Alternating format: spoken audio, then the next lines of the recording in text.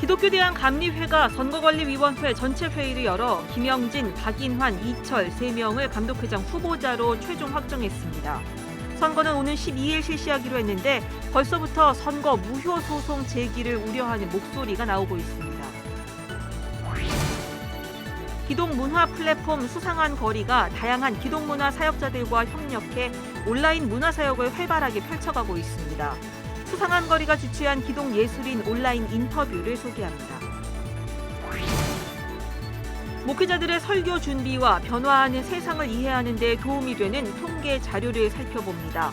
목회인 데이터 오늘은 비대면 시대의 일반 교회와 가정교회의 신앙생활에 대해서 알아봅니다. 여러분 안녕하십니까? CBS 뉴스입니다. 후보자 자격심사 논란으로 혼란을 거듭해온 기독교 대한감리회 감독회장 선거가 김영진, 박인환, 이철 후보 3명을 놓고 치러지게 됐습니다. 예정대로 선거는 12일에 진행되겠지만 향후 선거 무효 소송이 제기될 것을 우려하는 목소리가 나오고 있습니다. 최경배 기자의 보도입니다. 기독교 대한감리회 선거관리위원회가 김영진, 박인환, 이철 목사를 감독회장 선거 후보자로 최종 확정했습니다. 감리교 선관위는 앞서 후보자 심사에서 김영진, 박인환 목사를 후보로 인정하고 윤보환 목사와 이철 목사는 탈락시켰습니다. 이후 윤보환, 이철 목사가 각각 법원에 후보 등록 거부 결정 효력 정지 가처분 신청을 제기했고 법원은 이철 목사의 가처분 신청을 받아들였습니다.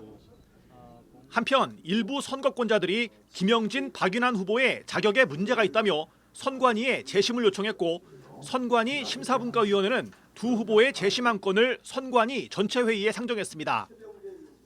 이처럼 혼란을 거듭해온 후보자 자격 논란을 매듭짓기 위해 모인 선거관리위원회 전체 회의.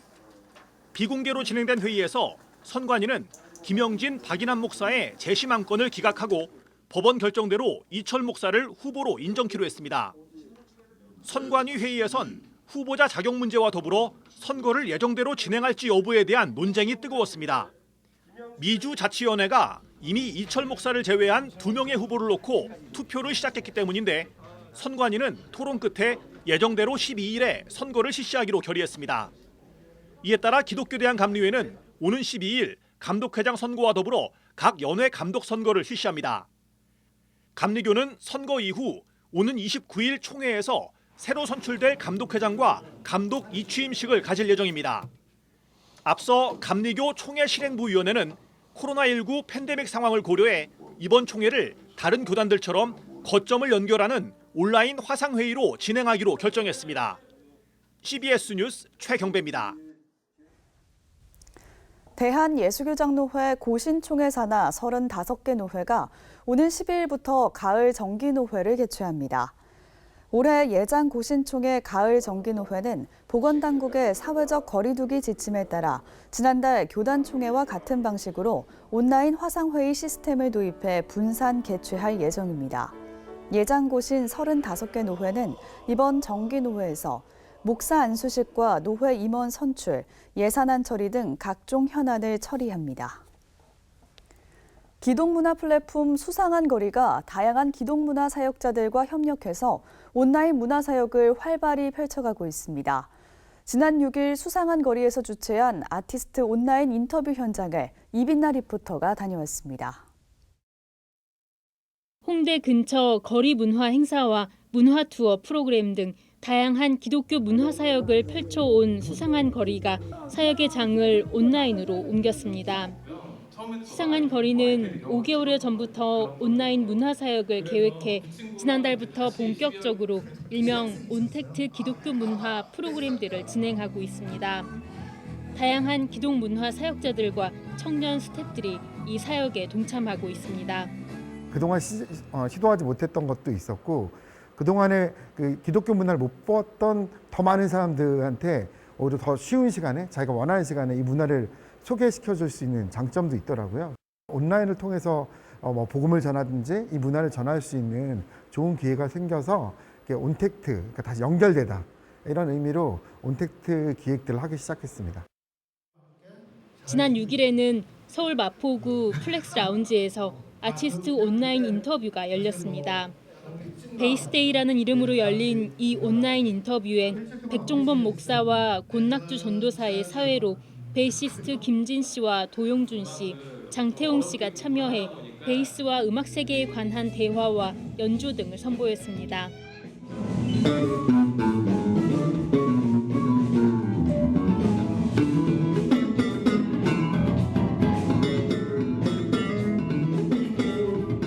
이렇게 온라인으로 이 행사를 준비하면서 오히려 더 많은 분들과 비록 영상이지만 교감할 수 있게 되어서 전화위복이 된 것 같습니다.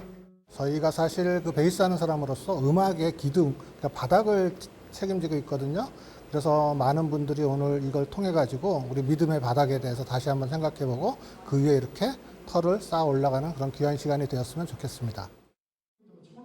이번 온라인 인터뷰는 수상한 거리 유튜브 채널을 통해 실시간으로 중계됐으며 현장에선 시청자들의 댓글을 소개하는 방식으로 소통에 힘쓰는 모습을 보였습니다.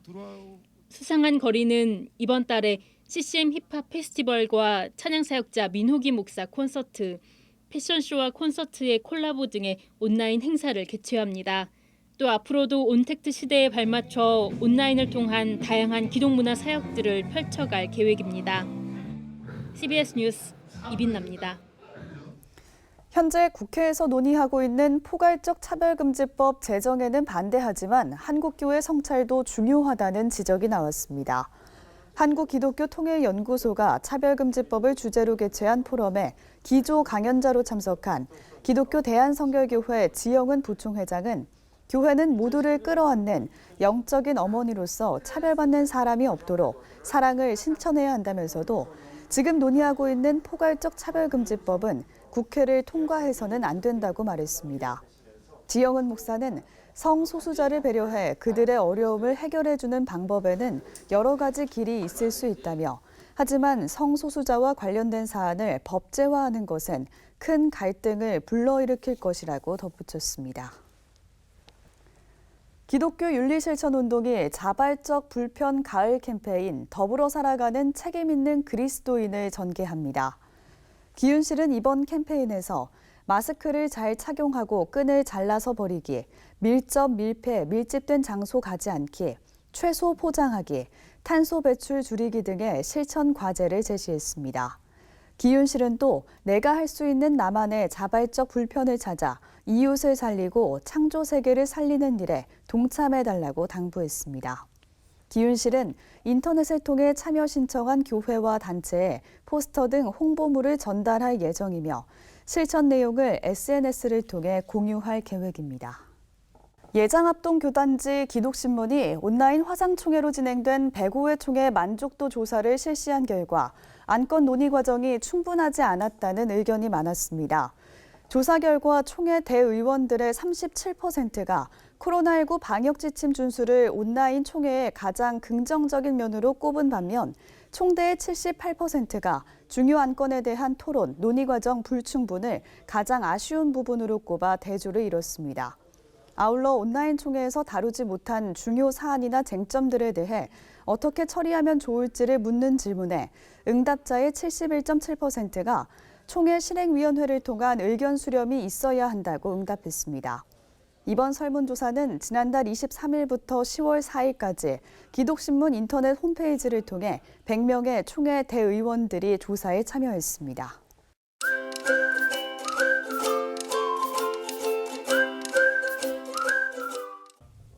목회자들의 설교 준비와 변화하는 세상을 이해하는 데 도움이 되는 통계 자료를 전해드립니다. 목회인데이터 순서인데요. 오늘은 비대면 시대의 일반 교회와 가정 교회에 대해 알아보겠습니다. 목회데이터 연구소 김진양 부대표 나오셨습니다. 어서 오세요. 네, 안녕하세요. 네, 먼저 오늘 설문조사를 살펴보기 전에 일반 교회와 가정 교회의 차이점부터 짚고 갈게요. 가정 교회란 정확히 어떤 형태의 교회를 말하는 건가요? 네, 우리가 이렇게 교회에 보면 교회에서 구역이라고 하는 소그룹이 있지 않습니까? 예. 네, 근데 이 구역은 교회에서 교인들을 관리하고 교회에서 교인들에게 어떤 전달 사항이 있다든지 하는 것들을 하기 위해서 만들어온 중간 조직의 형태들이에요. 네. 근데 이제 가정교회라고 하는 거는 교회 안에서 이제 같은 구역과 같은 형태인데 그 구역과 같지만 공동체성이 훨씬 더 강화되고요. 그리고 그 구역과 같은 이 소그룹이 예배, 전도, 선교, 교제, 이 교회의 일반 기능을 다 이 소그룹 내에서 다 수행을 하고 있는 거예요. 그래서 이런 소그룹이 강화가 되고 이 소그룹들 위에 이제 그 교회가 위에 얹혀진 것 같은 이런 형태들의 교회를 이제 가정교회라고 이렇게 이야기를 좀 하고 있습니다. 예, 그럼 본격적으로 일반 교회와 가정 교회를 좀 비교해 가면서 살펴보도록 하겠습니다. 두 그룹 교인들에게 이제 교회에 출석하는 이유를 물었는데 어떤 대답이 나왔습니까? 네, 저희가 보통 이제 그 교회를 출석할 때 이 교회를 왜 출석하느냐라는 이 질문을 했더니요. 네. 보통의 교회에서는 목회자 설교 내용이 좋다 이렇게 응답한 비율이 41%가 나왔습니다. 그리고 두 번째로 응답된 것이 가족이 다닌다. 이게 34%였고요. 그리고 교회가 지향하는 가치가 좋다가 36%, 거리가 가깝다가 29%가 나왔어요. 그런데 이 가정교회 시스템을 도입한 교회를 보면 교회를 다니는 이유가 전혀 다른 양상을 보이고 있습니다. 예. 가장 중요한 이유가 뭐냐면 교회가 지향하는 가치가 좋다라는 응답이 66%였어요. 그러니까 가정교회를 다니는 분들은 가정교회를 선택하는 이유가 교회의 가치가 마음에 들어서 선택한 이유가 제일 높았죠.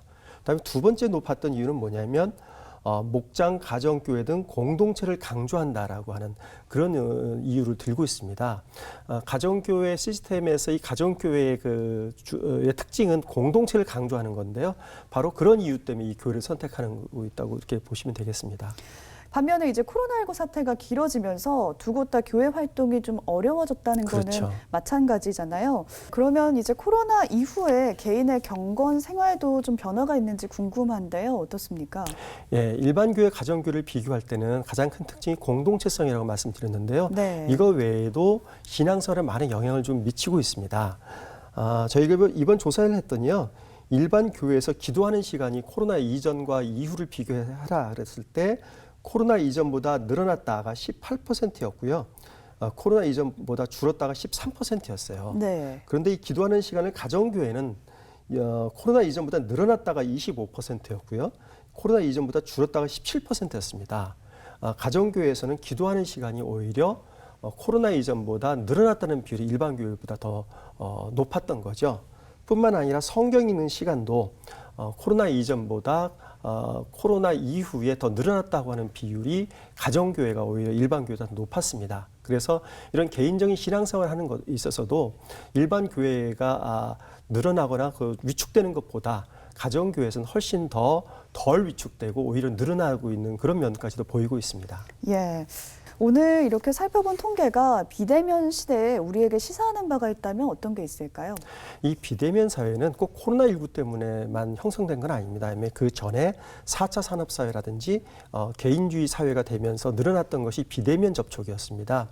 따라서 코로나19가 종식된 이후에도 비대면 접촉은 계속 늘어날 것이고 비대면 사회는 앞으로 더욱더 확산될 것으로 이렇게 보여집니다. 예. 바로 이러할 때 이제 교회들도 앞으로 목회를 어떻게 할 것인지 교회가 어떤 전략을 짤 것인지 굉장히 고민을 해야 되는데요. 그 교회에서 소그룹을 중심으로 한 공동체성을 강화하는 것이 굉장히 중요하다는 것을 저희가 가정교회 사례를 통해서 배울 수 있었습니다. 이 소그룹을 통해서 서로 간에 끈끈한 정을 나누고 그리고 이것을 통해서 교회가 더 강화되는 이런 형태가 굉장히 중요하다고 보고요. 이렇게 소그룹이 공동체로서 강화되기 위해서는 소그룹 리더가 굉장히 중요합니다. 네. 소그룹 리더가 내가 교인들을 관리하는 관리 책임자, 이 정도의 개념이 아니라 하나님으로부터 위임을 받아서 내게 맡겨진 양들을 내가 목회한다, 돌본다 하는 이런 목회자적 마인드를 가진 게 굉장히 중요하게 됩니다.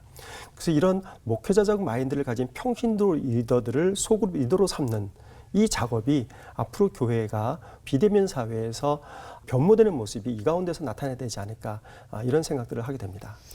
네, 공동체성이 좀 회복되는 교회 우리도 기대해 보겠습니다. 오늘 말씀 여기까지 듣겠습니다. 지금까지 세상과 교회 흐름을 통계로 살펴봤습니다. 목회데이터 연구소 김진양 부대표 함께했습니다. 고맙습니다. 네, 감사합니다. 광주 동명교회 이상복 목사가 지난 6일 대한예수교장로회 합동총회 산하 총회 교회 자립개발원 신임 이사장에 취임했습니다. 기독사학 숭실대학교가 어제 개교 123주년 기념 예배를 드리고 AI 융합 분야 특성화를 위한 비전 선포식을 개최했습니다. 한국정신대문제대책협의회 설립 30주년을 맞아 전쟁과 여성인권박물관이 오는 16일까지 길 위에서의 30년, 결국은 희망이더라를 주제로 특별전을 개최합니다. 백석대 백석문화예술관이 다음 달 23일까지 교내 창조관 기획전시관에서 강인주, 김일혜, 박영대 화백의 작품으로 3인 작가 초대전 생동감을 진행합니다.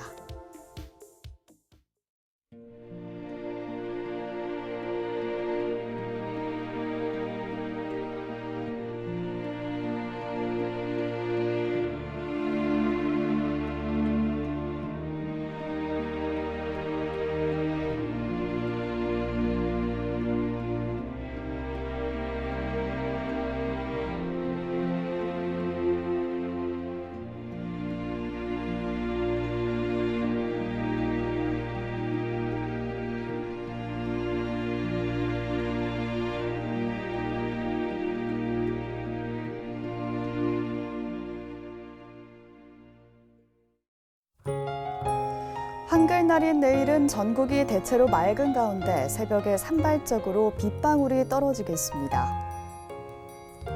내일 아침 최저기온은 6도에서 17도, 낮 최고기온은 18도에서 24도로 일교차가 크겠습니다. 이상으로 뉴스를 마칩니다. 함께해 주신 여러분 고맙습니다.